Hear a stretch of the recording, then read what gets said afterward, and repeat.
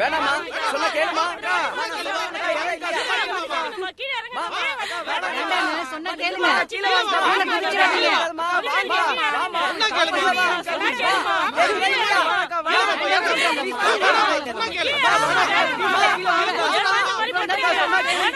நான் சாகணும், என்ன தடுக்காதீங்க. குதிக்காதம்மா, குதிக்காதம்மா, குதிக்காதம்மா, கீழே இறங்கு. ஏங்க எல்லாரும் கீழே இருந்து கத்துனா என்ன அர்த்தம்? யாராச்சும் மேல போய் காப்பாத்தலாம்ல. மேல போனா குதிச்சிருவேன்னு சொல்லி அந்த பொண்ணு மிரட்டுதுமா. சரி, நீங்க அவங்களுக்கு பேச்சு கொடுத்துட்டே இருங்க, நான் மேல போறேன். வேண்டாம்மா, அந்த பொண்ணு குதிச்சுதுன்னா ரொம்ப கஷ்டமாயிடுமா. அப்புறம் எல்லாரும் இங்கே இருந்து கத்துனா யார் தான் அந்த பொண்ணை காப்பாத்துறது? நான் போய் அவங்க கிட்ட பேசி பாக்குறேன்.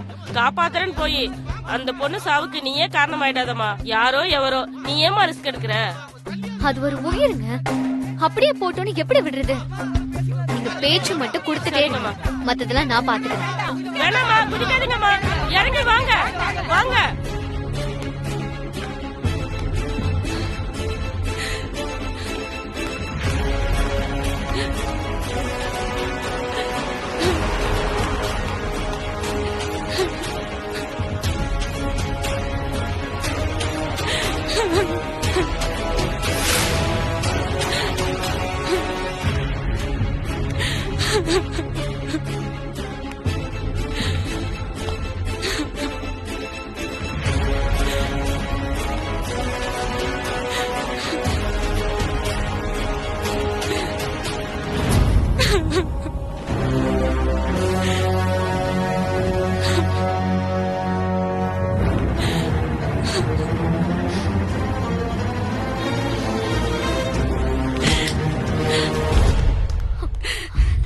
யார் நீ? விடு, நான் குதிக்கணும். என்ன குதிச்சிருவேன் பயமுறுத்துறியா? சாகுற வயசா உனக்கு?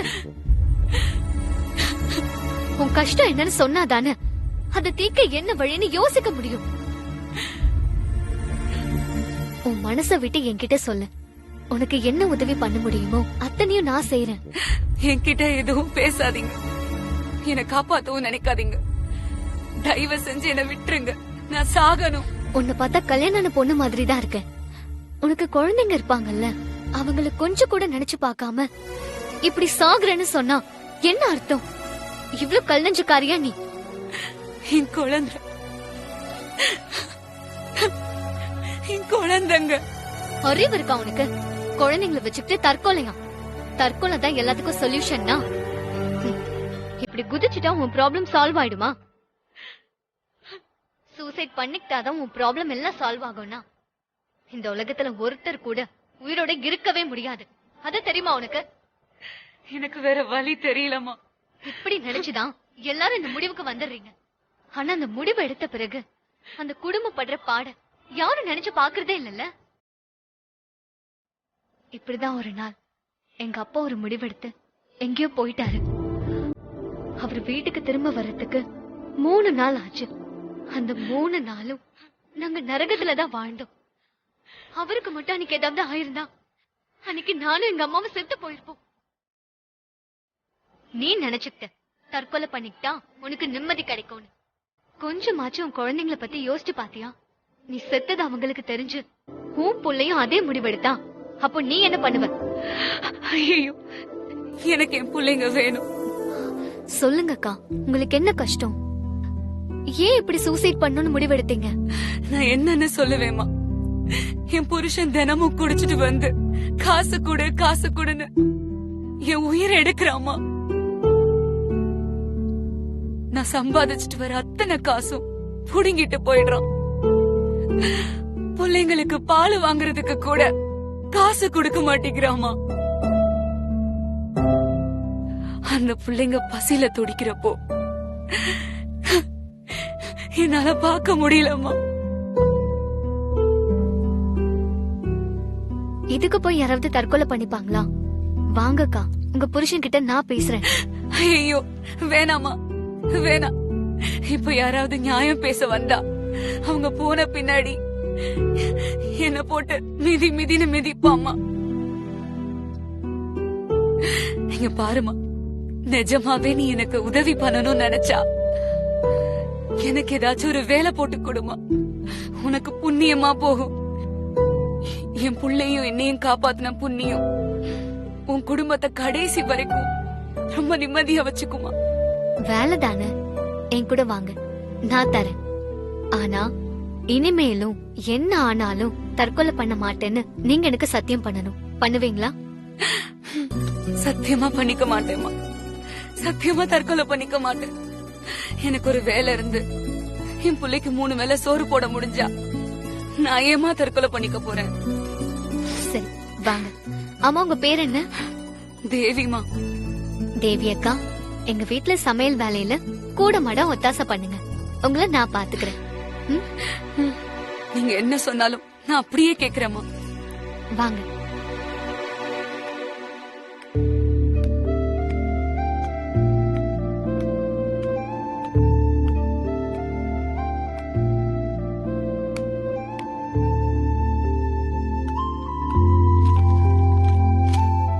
அம்மா, இவங்க பேரு தேவி.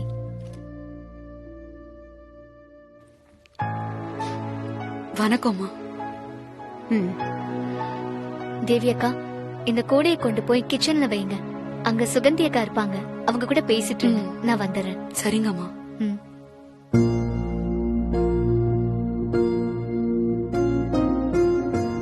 அனு, யாருமா இந்த பொண்ணு? அது பெரிய கதைமா. நான் காய் வாங்குறதுக்கு மார்க்கெட் போயிருந்தேன். அங்க போய் பார்த்தா இந்த அக்கா மேல இருந்து கீழே விழுந்து தற்கொலை பண்ணி எல்லாரையும் மிரட்டிட்டு இருந்தாங்க. அவங்கள பார்க்கவே பாவமா இருந்துச்சு. அதான் அவங்கள காப்பாத்தி இங்க கூட்டிட்டு வந்துட்டேன். தற்கொலையா? ஏன் நீ? அவங்க புருஷன் பெரிய குடிகாரனா, ரொம்ப கொடுமைப்படுத்துறவனா, பிள்ளைங்களுக்கு கூட சாப்பாடு போட காசு தர மாட்டேங்கிறானா. அந்த கஷ்டத்தை பொறுத்துக்க முடியாம சூசைட் பண்ணிக்க இருந்தாங்க. அதுக்காக நம்ம வீட்ல வேலை போட்டு கொடுக்க போறியானு? அவளுக்கு கொஞ்சம் பணம் ஏதாவது கொடுத்து அனுப்புனா போதாதா? ஏன் சொல்றேன்னா, யாரு என்னன்னு தெரியாத ஆளுக்கு வீட்ல வேலை போட்டு கொடுத்தா அது சரியா வருமானு? நானும் அதுதான் நினைச்சேன். ஆனா பணத்தை வாங்கிட்டு போய் 2 நாள் வீட்ல நிம்மதியா இருந்துட்டு எதுவும் பிரச்சனை வர போய் திரும்பவும் இந்த முடிவை எடுத்துட்டாங்கன்னா அதான் இங்க கூட்டிட்டு வந்துட்டேன். கொஞ்ச நாள் நம்ம வீட்லயே இருக்கட்டும், ஆள் என்ன யாருன்னு பாப்போம். நல்லவங்களா இருந்தா பணத்தை கொடுத்து புத்திமதி சொல்லி அனுப்பி வைப்போம். தேவைப்பட்டா சுகந்தி அக்கா கூட நம்ம வீட்ல வேலை செய்யட்டும். என்ன சொல்றீங்கம்மா? சரிதான். அம்மா, டீ எடுத்துக்கோங்க. தேங்க்யூ. ஐயா. யா, தேங்க்யூ. எடுத்துக்கோ. இல்ல, எனக்கு வேண்டாம், நான் அப்புறம் குடிச்சுக்கிறேன்.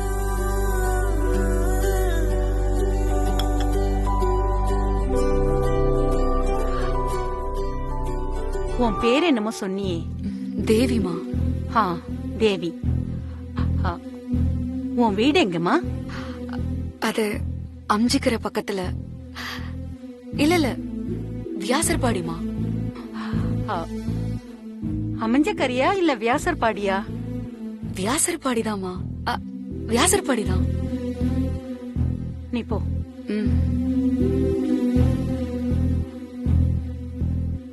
அனு, என்னது இது? வீடு எங்கன்னு கேட்டதுக்கு இப்படி தடுமாறுறா? ஏதோ பயத்துல இருக்காங்கம்மா, வேற ஒண்ணும் இல்ல. நான் கூட இப்படிதான். ஆபீஸ்ல அண்ணன் சேர்ல உட்காரணும்னு நினைக்கும் போது என்ன பண்றதுன்னே தெரியாம திணறிக்கிட்டே இருப்பேன். உலகத்துல எல்லாரும் இப்படிதான் சமாளிக்கிறாங்க போல இருக்கு. இல்ல நீ? நீ வேற சும்மா இருடா. சாரி.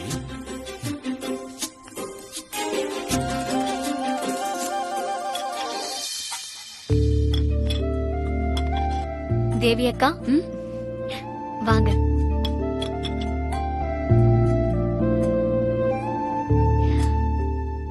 என்னக்கா நீங்க? உங்க வீடு எங்க இருக்குன்னு கேட்டா ஏன் இவ்ளோ தடுமாறுனீங்க? மன்னிச்சிருங்கம்மா.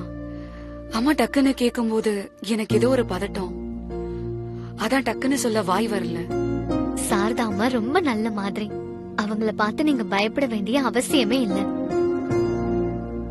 அவங்கன்னு இல்ல, இந்த வீட்ல எல்லாருமே நல்ல மாதிரி தான். நீங்க இந்த வீட்ல ஃப்ரீயா இருக்கலாம். சரிங்கம்மா. இந்தாங்க, இத வச்சுக்கோங்க. ஐயோ, இதெல்லாம் எதுக்குமா? எதுக்குமானா, கட்டின புடவையோட வந்திருக்கீங்க, மாத்திக்க 4 புடவையாவது வேணாமா? அதுக்குதான். ஐயோ, உங்களுக்கு எப்படி நன்றி சொல்றதுன்னே தெரியலமா. என்னை காப்பாத்தி வீட்டுக்கு கூட்டிட்டு வந்து வேலையும் கொடுத்து இப்ப இந்த புடவையும் கொடுத்திருக்கீங்க. உங்க மனசுக்கு நீங்க ரொம்ப நல்லா இருப்பீங்கம்மா.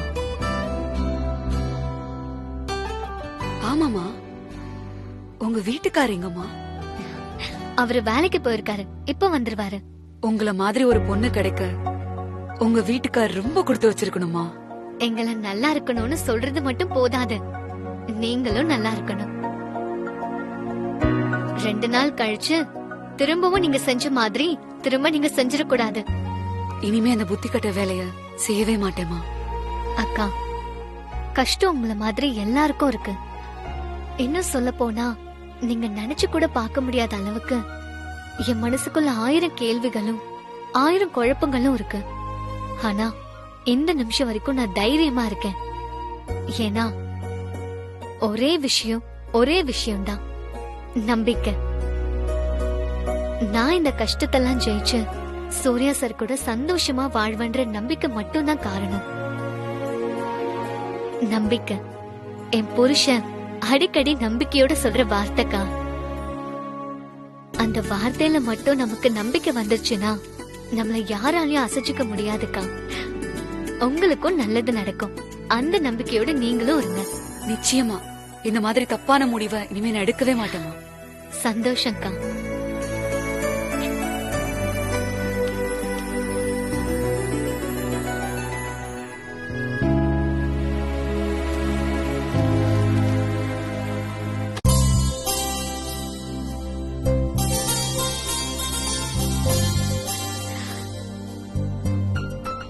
குட்டியம்மா, நீ கொடுத்த சாமியை கும்பிட்டதாலதான் மீரா மேடம் என்ன புரிஞ்சுக்கிட்டாங்க.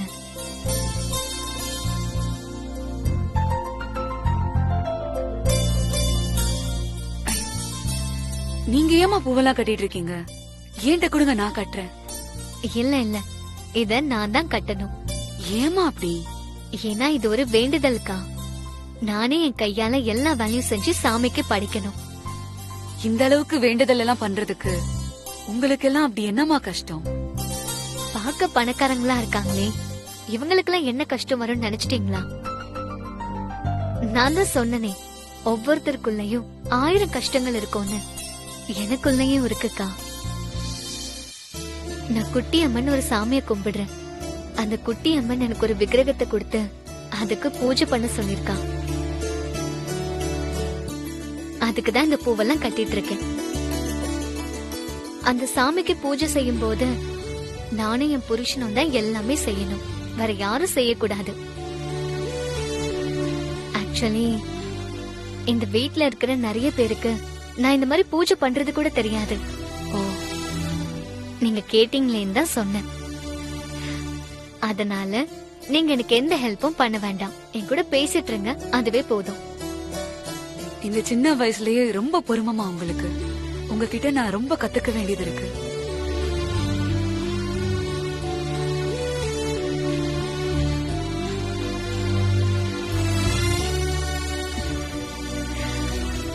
அக்கா, வாங்கக்கா போய் சாமி கும்பிடலாம். ம்.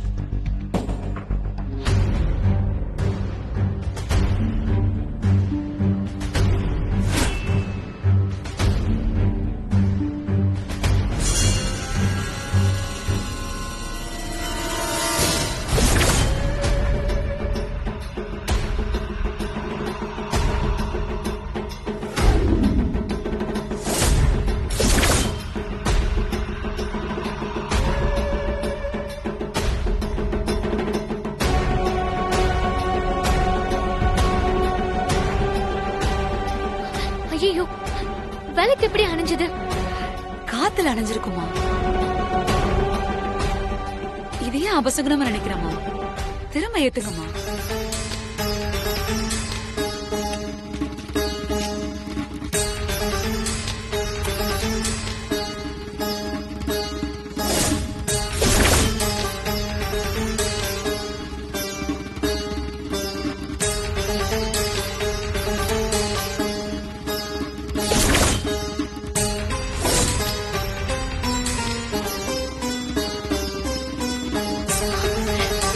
குட்டியம்மா,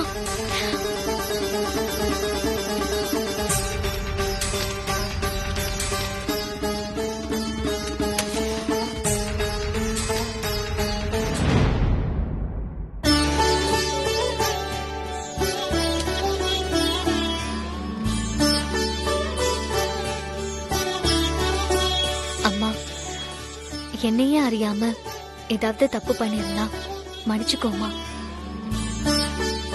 நான் மனசார முழு நம்பிக்கையோட தான் இந்த பூஜையை செய்யறேன். எந்த தடங்கள் வந்தாலும் நான் அதை சமாளிச்சு எப்படியாவது உச்சி காலத்துல இந்த பூஜையை செஞ்சிடுறேன். நீதாம என் கூடவே இருந்து என்னை காப்பாத்தணும்.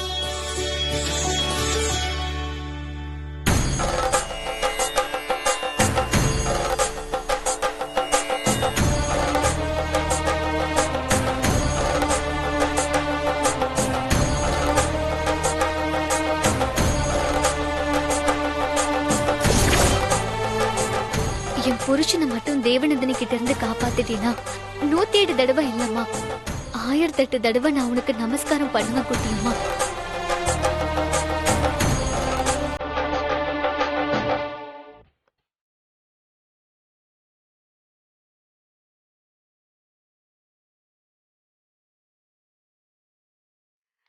நான் கழட்டுறேன் சார். ஏய் நோ நோ நோ, இதெல்லாம் எனக்கு பிடிக்காது. பரவாயில்ல சார், இருக்கட்டும். எனக்கு மறுஜென்மம் கொடுத்தாங்க உங்க வைஃப். அவங்களுக்காக நான் இத கூட பண்ண மாட்டேனா? அக்கா, நீங்க இதெல்லாம் பண்றீங்க. அவருக்கு மட்டும் இல்ல, எனக்கும் இதெல்லாம் சுத்தமா பிடிக்காது. அனு, யாரு இவங்க? இவங்க பேரு தேவி. இவங்க புருஷன் ஒரு குடிகாரன். அவன் தொல்லை தாங்க முடியாம இவங்க சூசைட் பண்ணிக்க போயிட்டாங்க. நான் தான் காப்பாத்தி நம்ம வீட்டுக்கு கூட்டிட்டு வந்தேன். ஆமா சார், இவங்க மட்டும் இல்லைனா என் பிள்ளைங்களை நான் அனாதையா கேட்டு போயிருப்பேன். அந்த கடவுள் தான் இவங்களை நல்ல சமயம் பார்த்து அனுப்பி வச்சிருக்கு.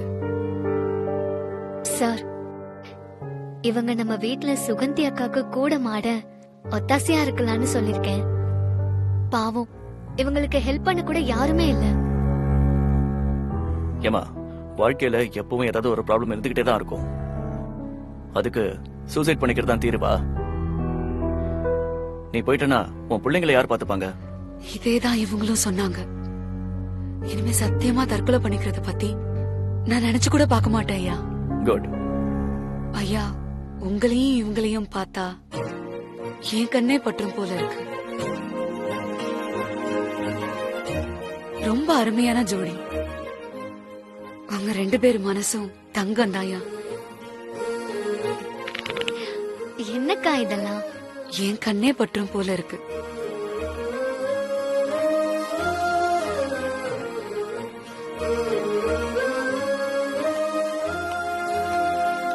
ஏய் நில்லு. உன் பேர் என்ன சொன்ன? தேவி. வீடு? வியாசர்பாடி. போன் நம்பர் சொல்லு. என்கிட்ட போனே கிடையாது சார். ஆதார் கார்டு இருக்கா? அப்படின்னா? ஆதார் கார்டுன்னு என்னன்னு தெரியாதா? அப்படி எதுவும் என்கிட்ட இல்லைங்கய்யா. Ration card? அதெல்லாம் வீட்ல இருக்கு. நாளைக்கு வேலைக்கு வரும்போது ரேஷன் கார்டோட வரணும். அப்படியே ஆதார் கார்டு வேணும். அது இல்லன்னா இங்க வேலை செய்ய முடியாது. புரியுதா?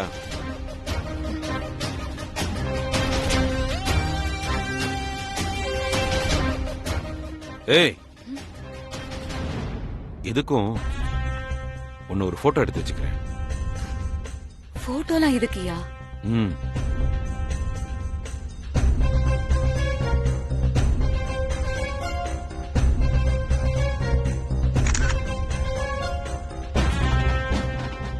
யார் நீ, எங்க இருந்து வர, எதுவும் தெரியல. ஆதார்னா என்னன்னே தெரியல. அதான் எதுக்கு இருக்கட்டுமேனு போட்டோ எடுத்து வச்சுக்கிட்டேன். இங்க பாரு, இந்த வீட்டுல நீ வேலை பார்க்க வந்திருக்கன்றத மறந்துடாத. உன் வேலை எதுவோ அதை மட்டும் செய்யணும். அனாவசியமா இந்த விஷயத்திலும் தலையிடக்கூடாது. புரியுதா?